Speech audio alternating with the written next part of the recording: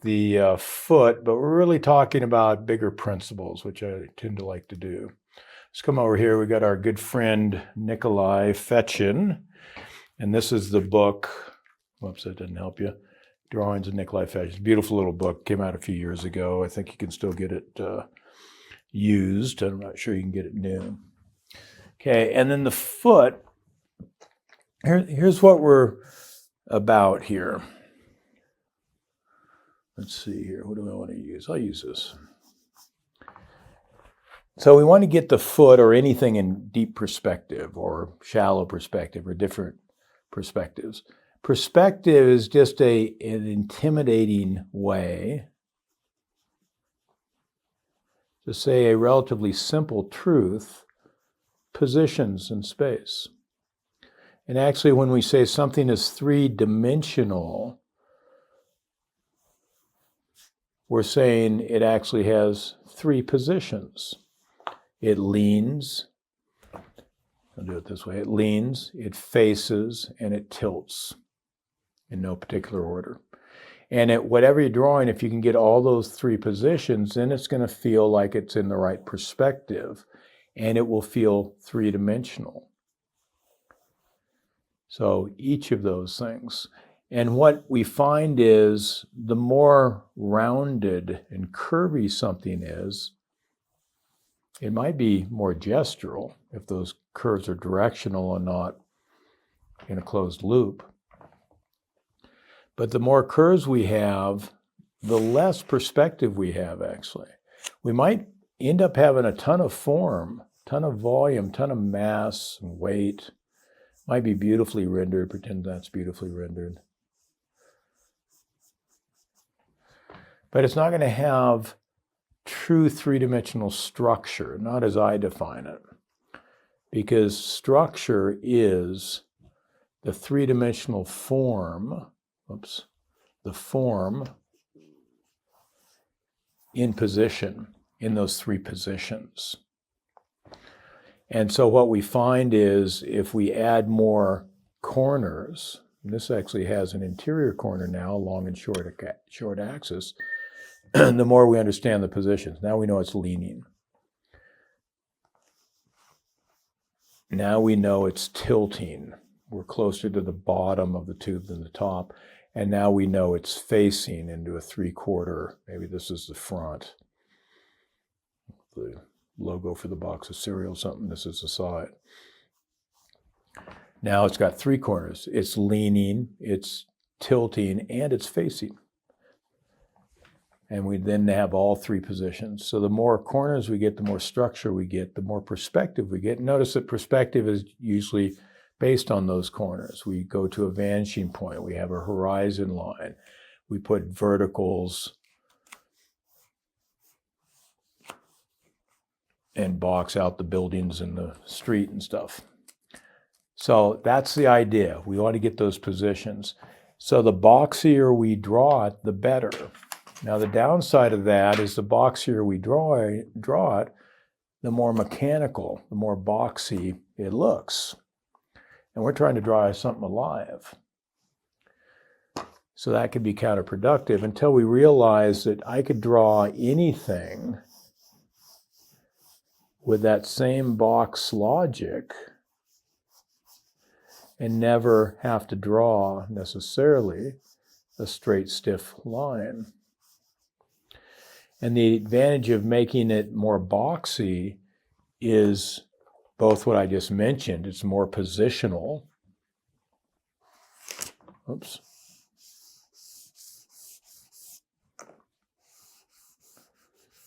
But also those boxes create the corners, of course. That's what makes them boxes. That's what we're looking for. More corners, more structure, more positions in space. But when we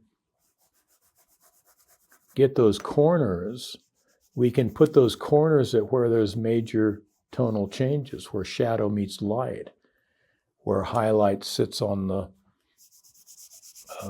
turns the form. Let's do this.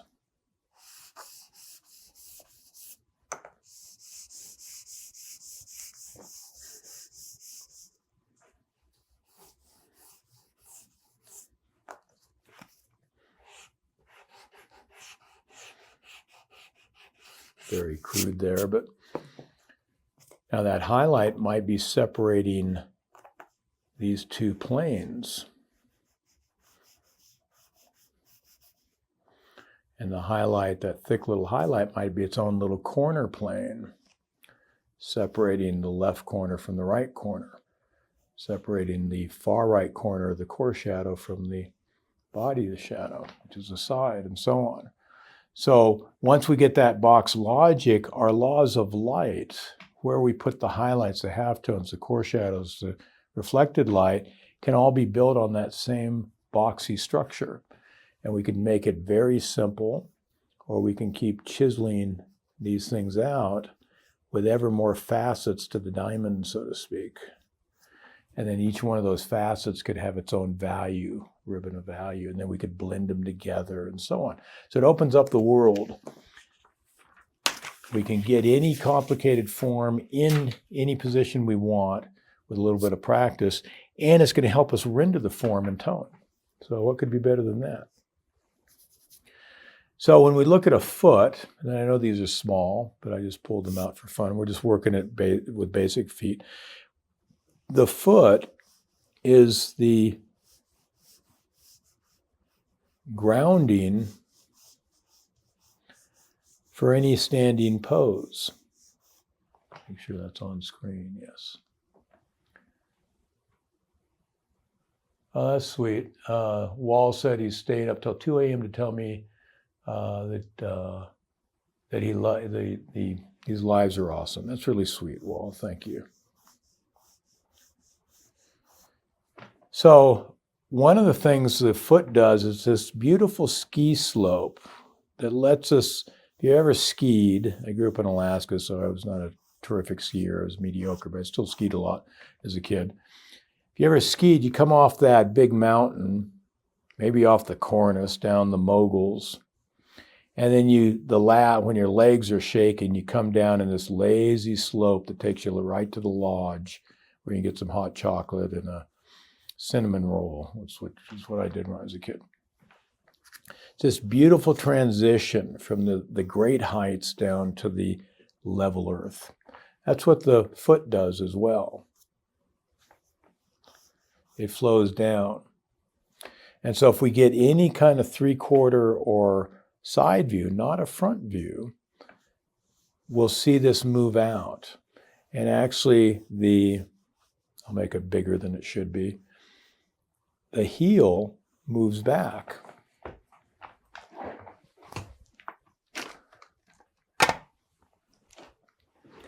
And you'll notice that if you look at a skeleton, look at the calcaneus bone, sticks way out, and the Achilles tendon comes out here.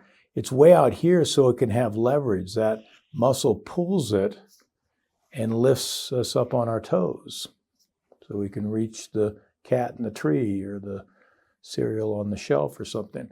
So it sticks out. So we have a little bit of a tripod or a bipod situation. The heel goes back some, and the foot with the toes goes forward a lot. And then if we have another foot right next to it, now we've got this support so we can rock back on our heels without falling over a little bit. And we can lean forward to grab that cereal off the shelf or whatever, if I stick with that idea, without falling forward.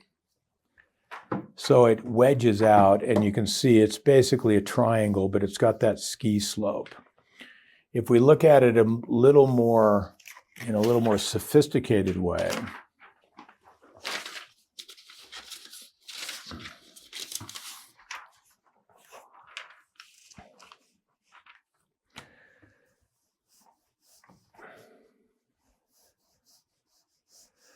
we'll find that ankle comes down as this tube. I'll just do this, even though that's not what's going on in the Fechin. Do that. And we'll notice that there's the body of the foot before the toes are attached.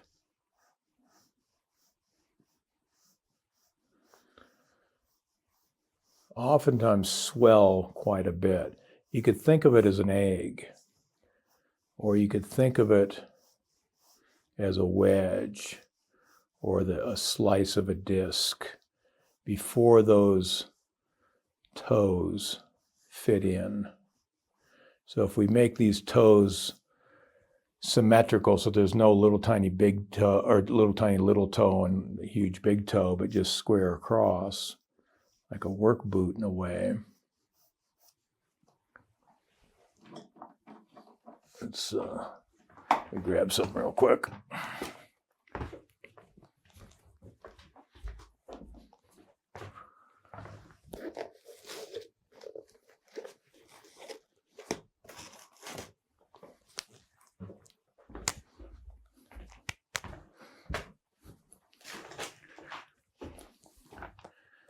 We've got the leg ending at the ankle.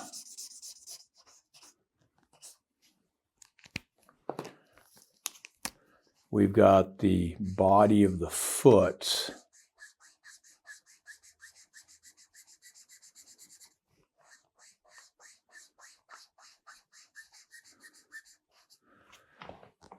Pushing forward to support and ground.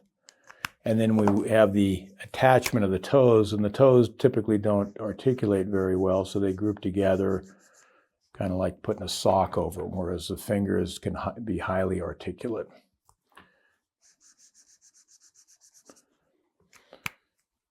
And so it doesn't just flow down like I did before, it flows down and rolls, and then settles into where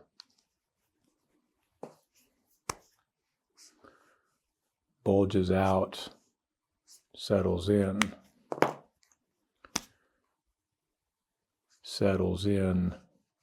swings forward,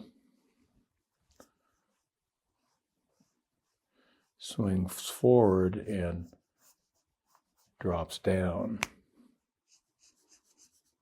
So we have, let's call it 4 discrete steps.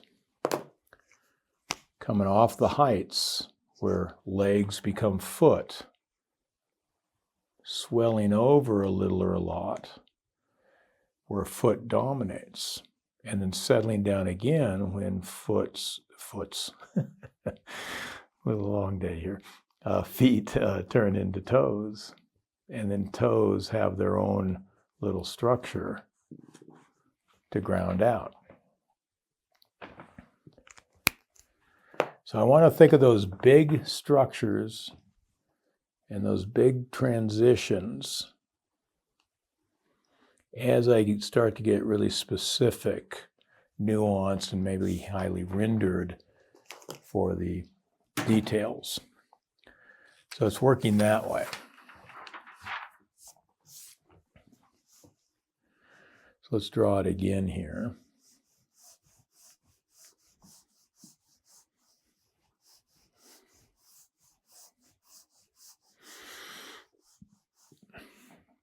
One of the many wonderful things about the human body is we get down to the jointed connections and into the smaller structures. Oftentimes the big bulky muscles, like up in the thigh and the hip, thin out and become tendons and ligaments and even sometimes bones at the surface, like down the shin bone and the metacarpals. And so things go from more volumetric, we'll turn it this way this time, you go, though again, that's an exaggeration of what it's doing. It becomes more linear, so when I'm drawing these construction lines, they might be wrong, might be off in contour, but they're suggestive of those tendons, and so I'll leave some of those, a lot of those oftentimes in the finish because they're suggestive. So that's kind of the gestural idea, what we just talked about on the last page and the way I've drawn this page. But now I want to bring in some of the corners to get a more nuanced position, because corners give us position. And I don't want this to be super simple, like a ski slope I did. It needs to be more sophisticated than that.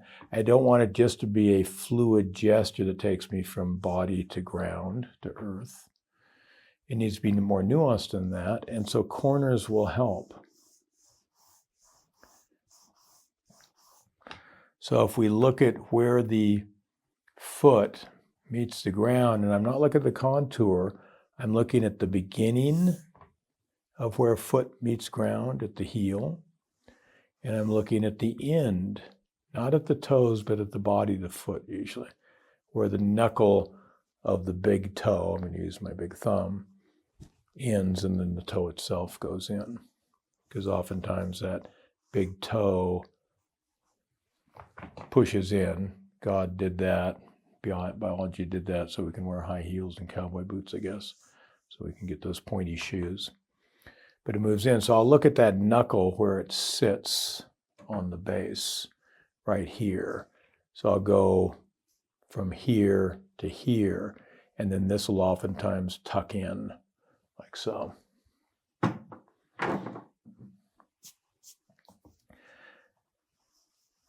And then I'm just going to build this in as a tube, and oftentimes as a bulging tube, or even an egg, or it could be a box, any of those. But I'll feel that on down. I'm going to make this bigger than that so we can see it. And I'm going to make sure when I draw this, and sometimes I won't see this, but I personally always draw it. You can see it a little bit here. But notice that that heel isn't quite right. Notice how this curls in and then swings back out.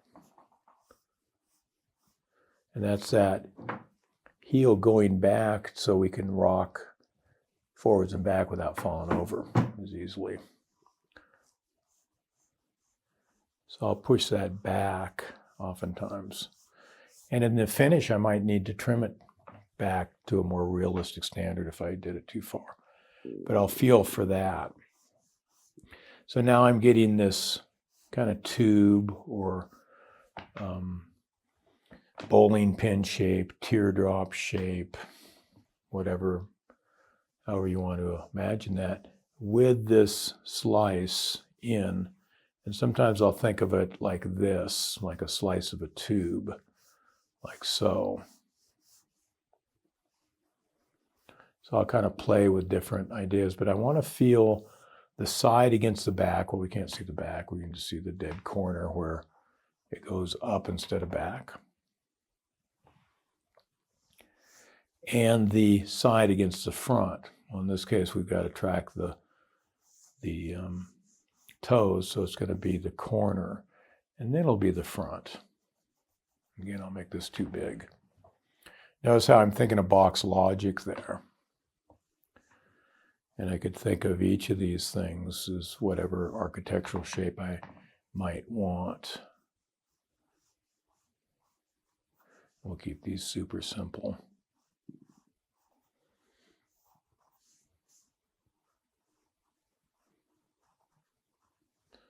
And then that toe will start to fade back. And you can chisel it out, which is an atelier style, that chiseled logic, I think maybe we talked about last time. Don't quite remember. Chiseling that back.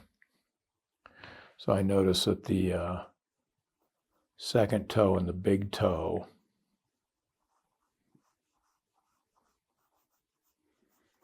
kind of line up on the same plane there. The second toe, is oftentimes the case, is actually farther forward, but we could keep them lined up, or we can keep them staggered as they are, either way. But notice how I can start mapping these things out, and I'm not being very careful at all with the proportions. And I'll oftentimes do that. I'll draw it, and I won't worry so much about the proportions because I'm trying to figure out the corners, these chiseled shapes or solid forms in specific positions. And I'll try and figure out maybe if the foot should be here rather than here, or here rather than there.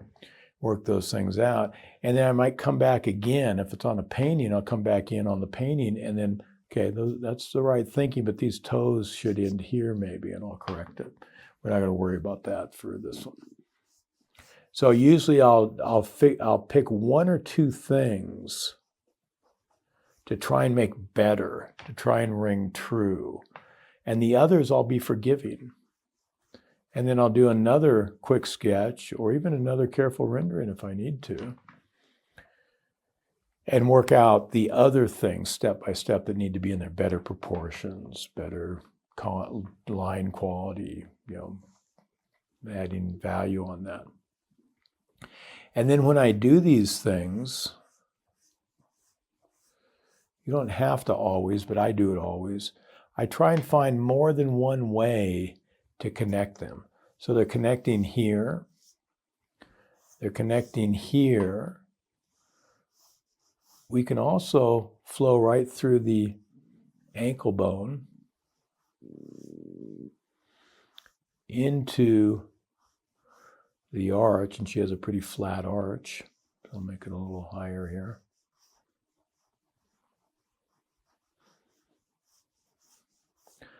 So I'm going to think of this now a little separate than that.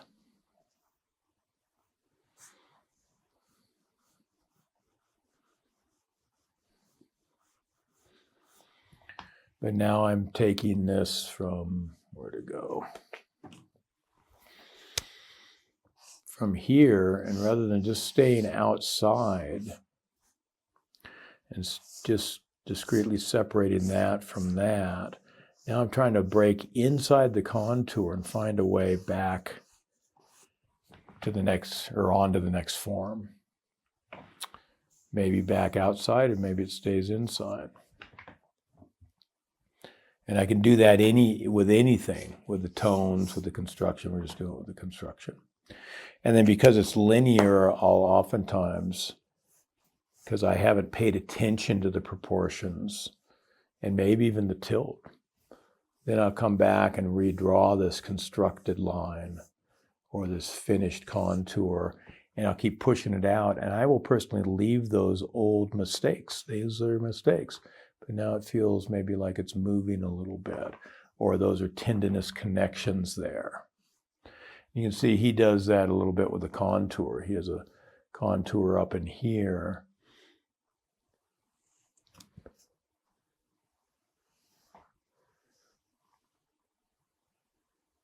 And he'll do this. He'll try and find, I'm going to keep doing it.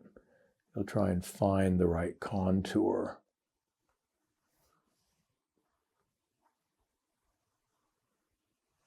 And he'll leave those searching marks, and sometimes they'll end up being anatomical, structural. Sometimes they'll be wrong. It's just a correction. He'll still leave them, and I love that. So let's see how we're doing here on time. Okay. So anything that we draw, if we can create more corners,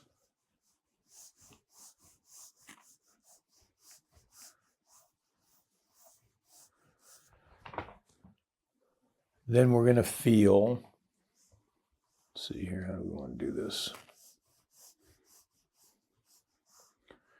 More corners, we're going to feel more structure. So let's do this leg here. So I want to feel how that vastus internus and that sartorius come down and fit into this knee structure. Notice I'm thinking more like an egg up here, more like a tube here. This egg on this side becomes a little more tubular on this side, and then the tube breaks, bends, like bend in a toothpaste tube to get more toothpaste out of it. And then we have something behind there. And I'll think of this as an egg, and this is a tube, and one side of the tube is flat and one curved. And I'll just build my basic ideas, basic shape design, and I'll think of corners. Where does it come down?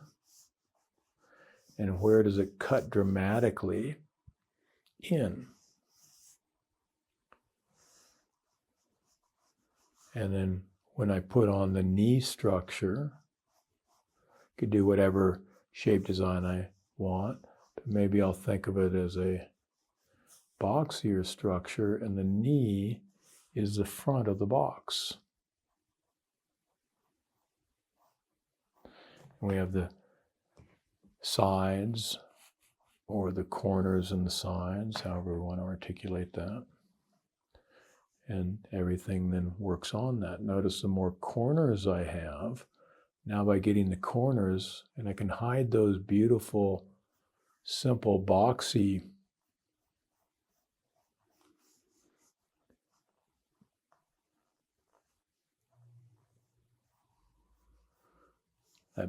thinking.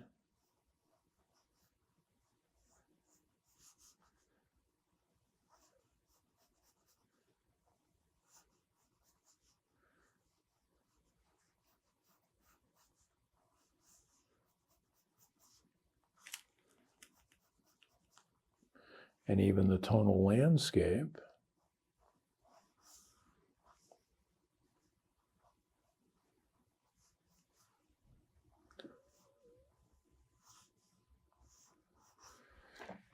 Under all that rendered detail and such.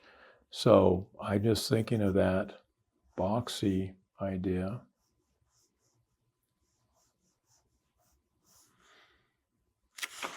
Like so.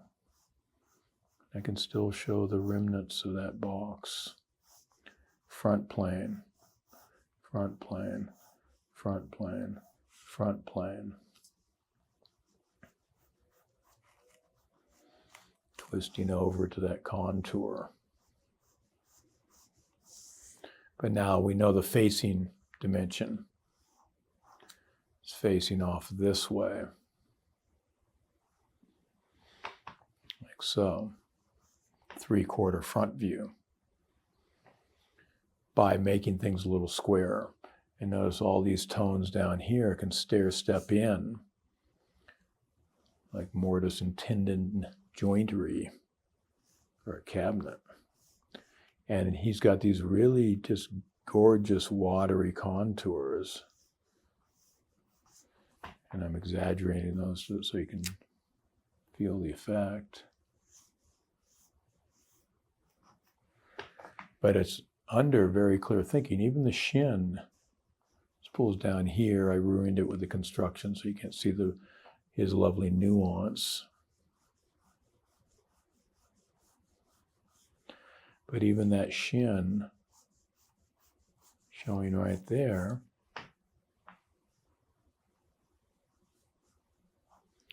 is again showing the front plane extending. Could bring that right down like this and cheating on the perspective. Feel that front to that side or corner and side or whatever. So, and you can see even up here, I stylized and simplified it and kind of brutalized it in a way. But they're all these marks are moving along that corner plane. Oops. Like so. It's moving front plane, side plane, front plane, side plane. It's doing a lot of work to show that. So once we understand that boxy quality, then our renderings, our details, our contours, our tones, our color choices, or whatever, have been largely mapped out.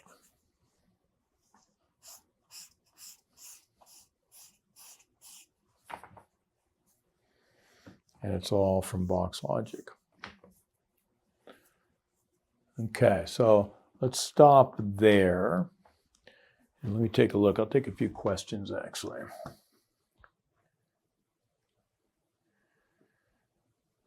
Some people's stream is a little choppy, it looks like.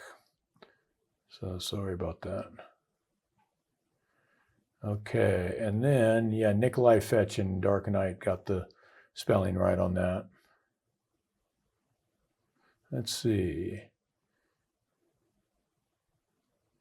What's the black? That's, Rick, that's alpha color. So This is alpha color. It comes in sticks that are about that long. They're squared little blocks. This is Conte. So the alpha color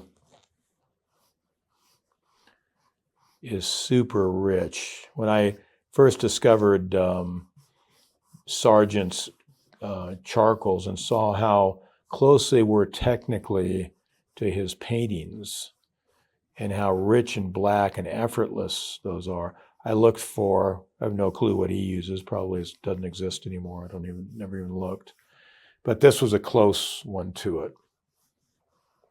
So you can get some really rich dark tones. And one of the things I like about it is I'll draw the core shadow,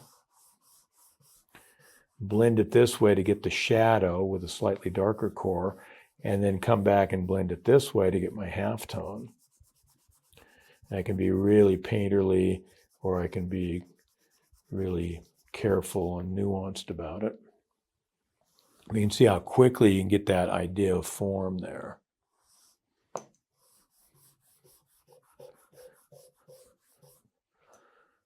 And you can keep it more raw, when it's laid on there. And Fechin does that a lot. You're going over the fibers of the paint of the paper, so it's creating a roughness. I tend to want to embed my tones, so I really scrub them in. And I'm usually doing working class subjects, so I like that hard working scrub with my hands to get the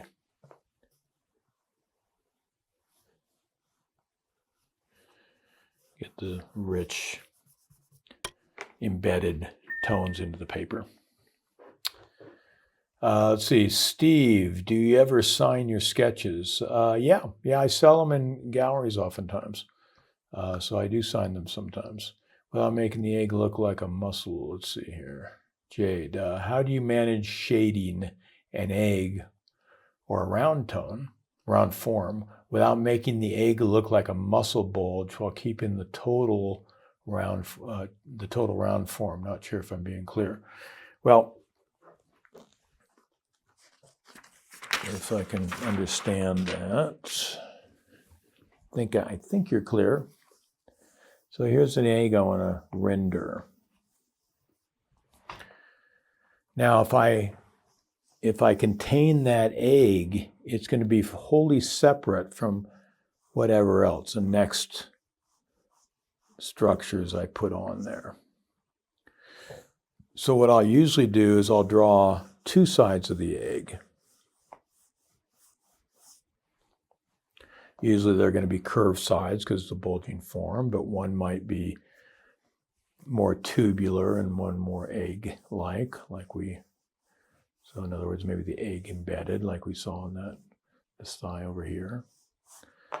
But I'll draw two sides of the form, not the ends, because they're going to flow or bump into the next series of forms. And then I'll draw the shape of the shadow on the form.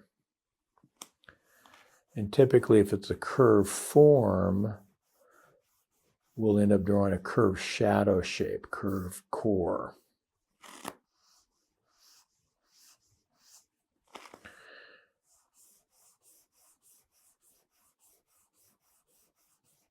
And then I'll zigzag it out to create a little bit of the halftone. The halftone curves that corner. If we do this, there's my box. But if I zigzag back into the light, it's like I've just carpeted the stair step.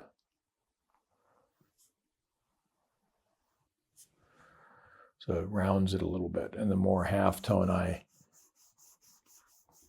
bleed in out from the shadows, the rounder it gets.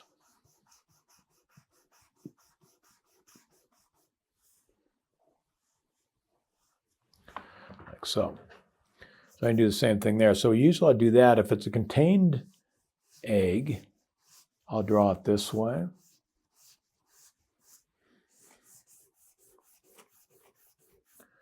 And then I'll draw it this way. And I'll zigzag bottom up, down to up to down, and corner lower left, in this case, to the upper right. And so I'll render that way, and then finish it out that way. Then you can get the roundness of it. So I'll do that. If I'm adding more structure onto it,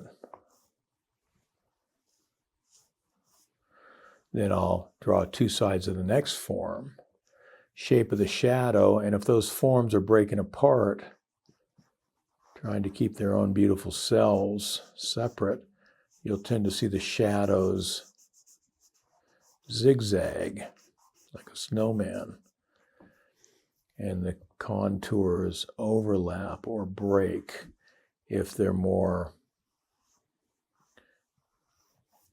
at peace with each other. Then we'll see the tones just kind of wobble a little bit.